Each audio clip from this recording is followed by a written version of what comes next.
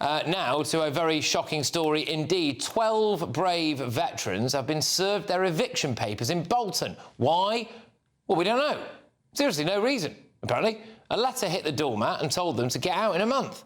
And the real question is who's moving in, of course. But we have contacted Bolton Council for comment. So far, we have heard nothing. Now, I'm very pleased to be joined by, well, practically an entire regiment here, I think. But we've got Councillor Trevor Jones, along with veterans Scott, Gary and Andy. Thank you very much. Tremendous to have you all on the show. Not really sure who to start with first. So, Scott, I'm going to go with you, if that's all right, or whoever wants to take it first. Good stuff. So, could you just explain what's going on, please, Scott? Yeah, well, all we got served the eviction notice a couple of weeks ago. No explanation, nothing. It told us that we're out by September. No help to get any of the properties, nothing at all. We're supposed to be in supported accommodation. We've all got PTSD, and they've done nothing whatsoever for us. Oh, it's disgraceful. Gary, I'll bring you in. Would you mind just explaining a bit, lads, as well, if it's all right, about, you know, the kind of service that you've done in the armed forces as well? You know, I think a couple of you have been on multiple tours, is that right? Yeah, I joined in 2004. I did 9 years and then 6 years in the reserves. I did 2 tours of Afghanistan. I was in Operatic 11 and 16 with the Royal Tank Regiment. Yeah, and then I come here a couple of years ago because I was suffering with my mental health. I had a failed suicide attempt. So, yeah. Walking with wounded moved me here. All right. Well, I will just say, if you don't mind me, I'm very glad that you're still with us in more ways than one. So. Yes, and Andy, can I just ask? So the letter hits the mat, does it, Andy? And it says what? You've got to be out of this accommodation, and there's no reason given, and are you just going to be homeless soon? Well, I asked the question, what's the reason for it? They didn't have an answer. I asked them what they've got in place for us if we do get evicted. They still didn't have an answer. They said we've got 2 months to do whatever. Like, stress levels in this building with all the boys and girls in here is just so high at the moment, you know what I mean? I'm 53 at the moment. If I get made homeless, I don't know what I'm going to do. I've got no family now, you know what I mean? So I'm going to be stuck.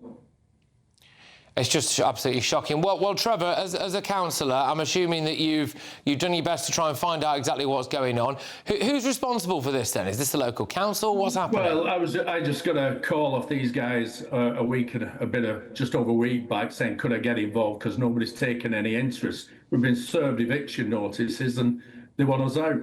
So I was honoured to come and help them. Obviously, these lads have put their life on the line for the country, and this is how they're treated. It's absolutely abysmal. It's horrible.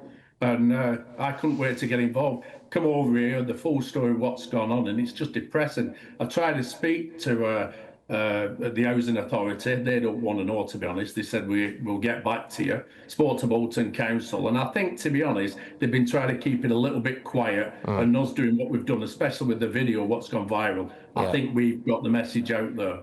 I honestly think... Well, I think you've done the right thing. I think you've done the right thing. And let me tell you, you know, in my experience of this stuff, you know, sometimes I think the worst thing you can do is go quietly because that's what they want, right? And so I think you've done the right thing putting yourselves forward. Trevor, I'll just stick with you for now. Do we have any idea what's going to happen to this housing? Why do they need the veterans out? Well, from what I'm hearing, they've only got 12 of the 20 flats occupied, which says they want the full 20. Now, if they can't fill it up with veterans, it's easy to ship them out, fill it up with whoever, and you've got the full 20, you've got nearly double the money you're getting now. If that's the case, it's pretty a sad state of affairs that you want to throw these lads on the road just to go and get extra money. And that's what it's looking like from this housing authority, I'll be honest. Well, Scott, how does it feel to have served the country, to have been willing to put your life on the line, and obviously suffer the consequences both mentally and physically, and to then be treated like this? Well, like you say, it's just all very stressful at the moment. I mean, we've all got the PTSD. The place itself that we're living in is an absolute mess. It's not been cleaned. They don't decorate. We're living in an absolute horrible situation, and now they're trying to throw us out. They're supposed to be here supporting us. We're not getting no answers of nobody. We're not getting nothing. Luckily, Trevor's got in touch. He's helping us. We're getting reaction from a lot of people supporting us. You know, we are veterans. You know, we've not come over here in a boat. We've served our country. We're getting nothing. The country is going, you know, it's abysmal at the moment. You know, and it just doesn't seem that they care. But if you come across in a dinghy without a passport, then there you go, there's a hotel, there's money, you know, do whatever you want. They haven't got a clue who they're letting in the country. We are veterans, we're part of the country, and we've got no rights, we've got nothing.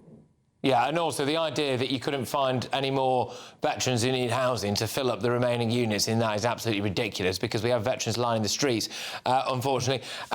Gary, I'll just go to you on it. Knowing what you know now and the way that you've been treated, would you do it all again? Would you fight for Britain? Yeah. Yeah. Yeah, of course I would, yeah. I love the country, it is. Yeah, I'm proud to be a soldier, but yeah, I'll do it, yeah, because, yeah. Yeah.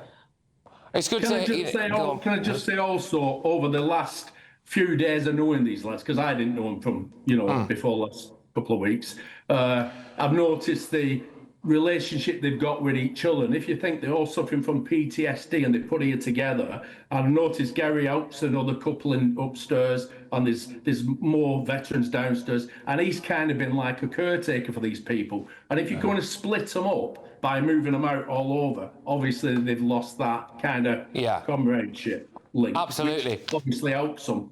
PTSD. Well, look, it's slightly, you know, we could do a whole show on this, but I want to say, just before I let you all get going, we're not going to drop this, all right? We need answers. You need answers.